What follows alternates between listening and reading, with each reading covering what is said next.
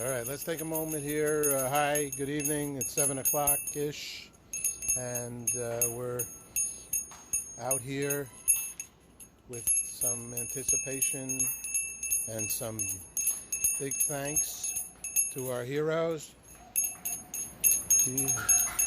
Thank you!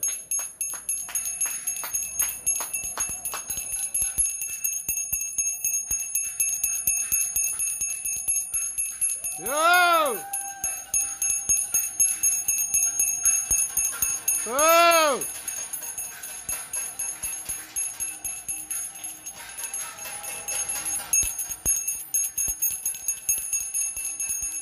Whoa! Go!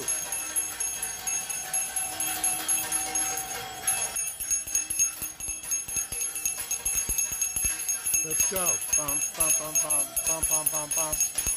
Go. Hey, Barry. Hey, James. Go! Thank you!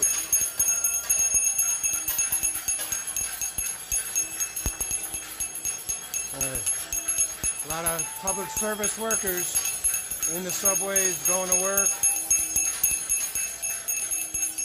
Gotta show our love to them, no doubt about it.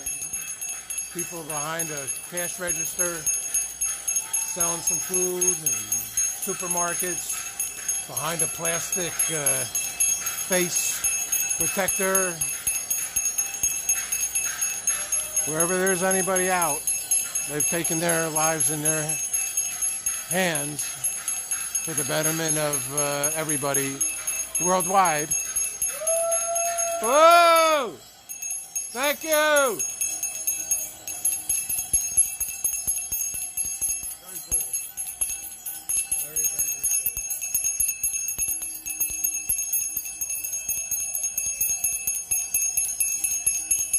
Someone's blowing that horn down there. That's a cool horn. I'm going to play the sax tomorrow again. I'm going to play America. Tomorrow night I'm playing America. And then I'm doing a concert on Sunday. Here. Yeah. Hey, James. Hey, Barry. Hey, I'm going to be showing this guy, Tom Foolery. He's very cool. Young, vibrant poet.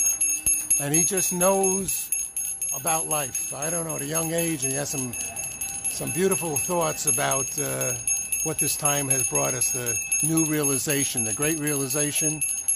And then he has something about applause, which says this should be the last applause, basically, because we should be applauding for more directly. Well, you'll hear what he has to say.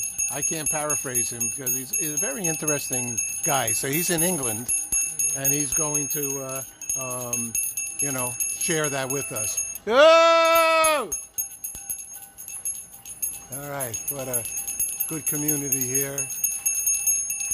Not everyone, but just one. I'll be out here until it doesn't seem like I should be out here anymore. Pretty much, or somewhere else. But it becomes nice to be here with the group that is out. How you doing, Chris? He's going in. Okay, let's go inside and hear some of this Tom Foolery stuff. Hey, Joe, you're welcome to come and watch if you want. Okay. All right, here we go. So we're going to go and do that and put it on and see what they has to say. So this is a segment. I just saw it today, actually, when I went to this gentleman's website. It's called The Last Applause, okay? So it's an interesting perspective of what we just did. When the UK started clapping, I felt thrilled beyond expression. For too long, the NHS has been overlooked. But now I have a confession. I no longer feel it's right to stand and clap and hit my pans. It's not for lack of NHS love or an attempt to spare my hands. No, this one for me is deeper than that. It's not about thanking our cool workers, but it creates a feeling of complacency, and we can't afford to have any shirkers. Please don't misconstrue this as ungrateful, but I will only clap once more. And on this night, let me tell you who I'll be clapping for. want to clap for every child that in their window has shared a drawing. I want to clap for every struggling extrovert who's found lockdown hard and boring. I want to clap for every birthday party that's had only virtual guests. I want to clap for every student who's missed out but tried their best. I want to clap for every 100-year-old that zipped up and down their garden. I want to clap for every motorist who's more conscious of their carbon.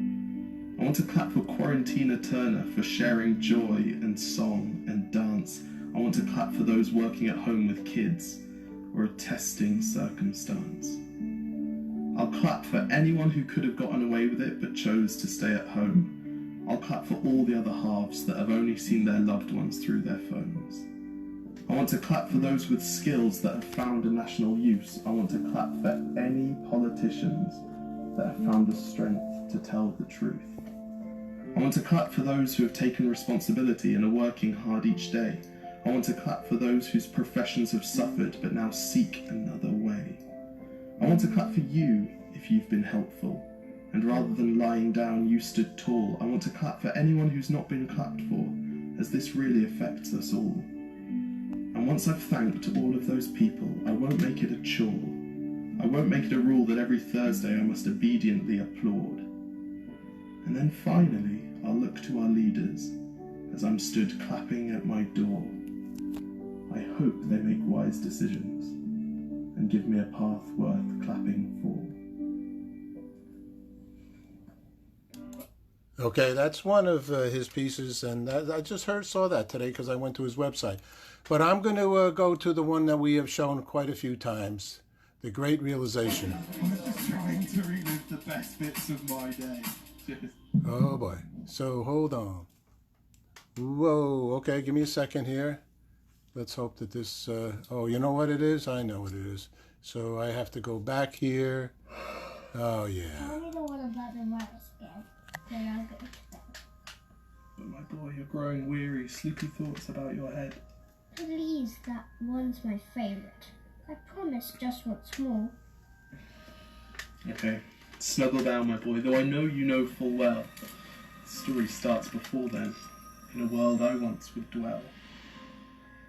It was a world of waste and wonder, of poverty and plenty, back before we understood why hindsight's 2020.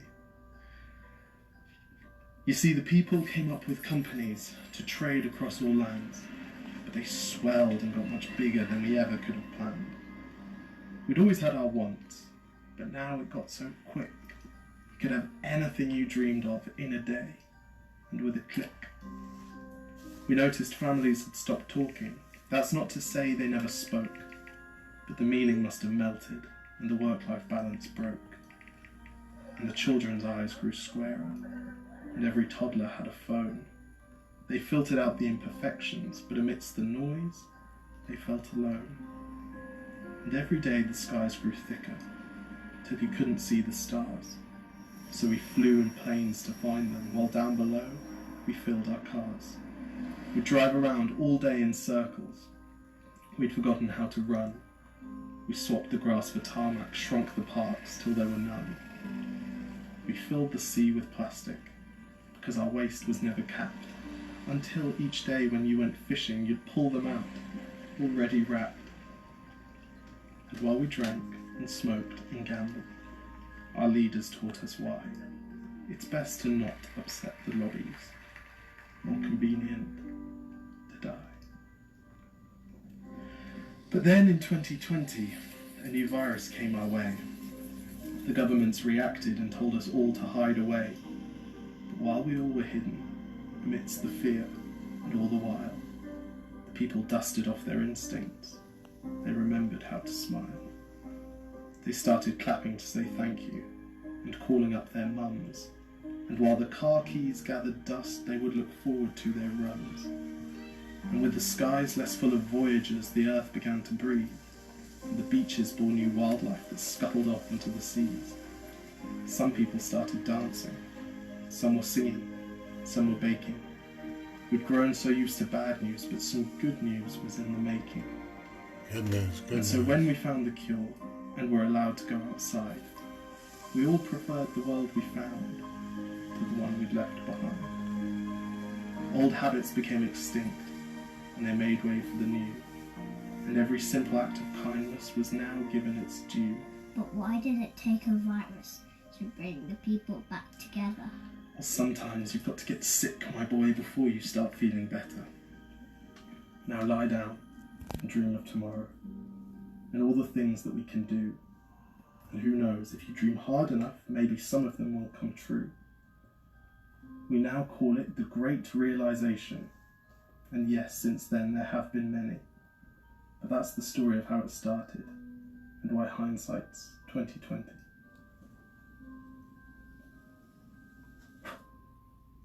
If you look at the camera, they know someone's filming it because they can see you. Exactly. If you look at the camera, they know someone's filming it. Okay, lie back down. Wait, can I just practice right now? Yes. 1, 2, 3, 4. Boom. Okay, that's Tom Foolery. And so we showed that earlier today, along with some other great stories. Dr. Kazuko, who's one brilliant woman for yin and the yang and for understanding. Dr. Kazuko, she saved the Beacon Theater. Okay, she's the one that she's an impresario. She came here from Kyoto, and she went to the Boston Symphony. She said she wasn't good enough, they said, or whatever happened. And she went into business, and she's been such a philanthropist. She's been part of our Peace Day party event. But she saved the Beacon Theater by sweat and toil. She managed it for 3 years when it was a depressed place, because she got her good friend Grace Kelly and Leonard Bernstein to help out and make it happen. And somehow she got an apartment in the Beacon Hotel. And then the Madison Square Garden community, I guess that's the Dolans, our friends. I interviewed Chuck Dolan. I interviewed with Chuck Dolan 40 years ago. And the Dolans put in $60 million, she said. So this is a true woman. I suggest that you listen to her. In addition, she's a doctor of natural medicine. And the reason why I want to tell you this is because she has what they call this is her own concept, and she has her own table, and she has her own infrared therapy. And the more you hear about heat, and the more you hear about it killing COVID, maybe the more you'll consider listening to this. We also have something on saunas. So we've got a lot of important news on Good News, and I thank you all for watching. And tomorrow, 3 o'clock. We got a great show tomorrow. It's just one thing after the next. You know, I've been blessed to get to talk to a lot of people. Let's see if it goes home. I think it should. All right, Earth Celebrations. That's what we're doing tomorrow. That's like a 22-minute piece of this. I'm just going to, for the fun of it, I'm going to just show you just a little bit of a little teaser, just for the fun of it.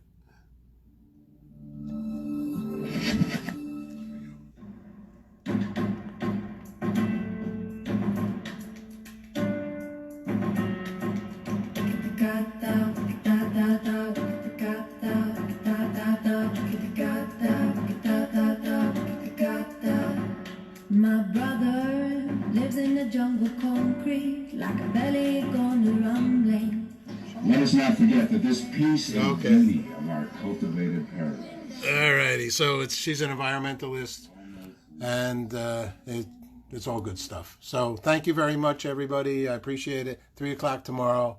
Have a wonderful evening. Stay safe and enjoy the weekend. And our prayers go out to all those that are in need of it.